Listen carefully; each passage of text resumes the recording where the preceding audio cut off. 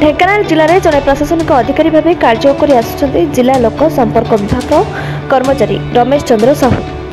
आज को प्राय 10 वर्ष पूर्व आरंभ कर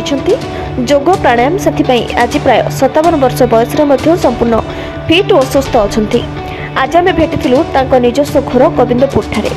10 वर्ष पूर्व थंडा ज्वर हाई बीपी सब थिबा बेले एबे जोग प्राणायाम माध्यम निजे किपरि भाव सुस्थ रहिछन्ति से विषय आम संग आलोचना करथिले।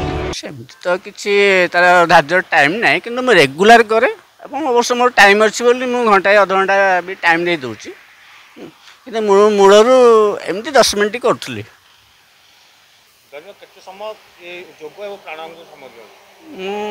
सका भोर प्राय अध घंटा प्राणायाम आग एक्सरसाइज करे प्राणायाम टे ध्यान भी करे जोटा कि मत गोटे अलग प्रकार अनुभूति कौन कही तो अलग प्रकार शक्ति मत आसला भाया लगे जमी गोटे सूर्य ठार मत शक्ति आसती गछलता जमी पाँच शक्ति से सूर्य भी आम पाइबा आवश्यक से समस्त जानवा दरकार। बर्तमान एक्चुअली 57 मत हाँ मुझे प्राय 10 वर्ष है कले हाँ यहाँ गोटे बढ़िया जिनस प्राय 15 दिन मो मुंड बिंधे मु सरकारी चाकरी करथिला भी मो किसी टेंशन नथिले मते 15 दिन प्राय मुंड बिंधे पवन फवन गला माने मुंड बिंधे आ तापरे समस्त प्रकार रोग हुए आ किंतु मु दीर्घ 10 वर्ष आनी मु फील करछि मु संपूर्ण निरोग भाया हो जाउछि आस्ते आस्ते निरोग एबे मु तो 100% संतुष्ट जे मु 100% फिट अच्छी। गोटे केवल गोटे उपदेश केवल आरंभ करूँ सकाଳେ जेकोसी टाइम आप उठु मुझे आपको बाध्य कले आप बुझीपारे क्योंकि आप जिते सका उठुंट तापर 10 मिनट 15 मिनट अध घंटा आग प्रथम आप शरीर पर दिंतु आग टे नित्यकर्म सारी दिंतु गाधुआ पाधुआ न कले चलो कले भल किसी असुविधा ना कि सूर्य उदय टाइम ही कले सोटा सबुठ बेस्ट उपाय जोटा कि आप सांगे सांगे डायरेक्टली गोटे माने कौन आमर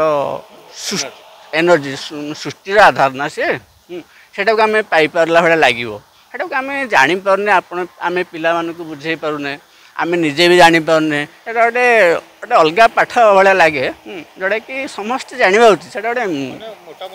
आज्ञा 100% कौन सी जड़े व्यक्ति भी न करवा उचित बोली मुझे कहूनी समस्ते कर जेकोसी प्रकार लोक हूँ जहाँ से जो भाया लाइफ स्टाइल चलती चालू किंतु जोगटा आरंभ हो प्रत्येक व्यक्ति 5 मिनट हो 10 मिनट हो जहाँ भी हो टे बसतु निज शरीर पर जब निज शरीर ना ताले तो किसी ना आम लाभ कौन से समस्त को रिक्वेस्ट भी फास्ट आप शरीर प्रति ध्यान दिंतु 10 मिनट हो 20 मिनट हो जहाँ भी आग आरंभ करूँ आरंभ कले ही तो शेष हम ना तेणु निज शरीर प्रति 100% ध्यान दिखाँ टे आज दिंतु आज देले ही आम 100 वर्ष बंची पार मु तो कहूँ मुझे 100 वर्ष भी आराम से बंची पारि कि असुविधा ना मोर समस्त साधारण व्यक्ति आम देशवासी हो कि जेकोसी व्यक्ति हूँ प्रथम प्रकृत में निज शरीर सुस्थ प्राणायाम करूँ जोग करूँ 10 मिनट करूँ आप सुस्थ रुहतु यह मोर भगवान पाखे भी प्रार्थना बोली मुझे अनुरोध करुँच प्रैक्टिस भाग्यशाली हो किंतु आम पूर्व पीढ़ी मैंने कहती प्रथम निजे सुस्थ रुह पर अन्य किछि जदि मनुष्य निरामय जीवन यापन पर जोग प्राणायाम आवश्यकता बढ़ी जाइछि तेणु जातीय और अंतर्जातीय स्तर में जोग दिवस पालन कर सहित विभिन्न अनुष्ठान विभिन्न गुरु मानक द्वारा शिक्षा दि जाउछि। ढेंकानाल दीपक नायक रिपोर्ट उत्कल मेल टीवी।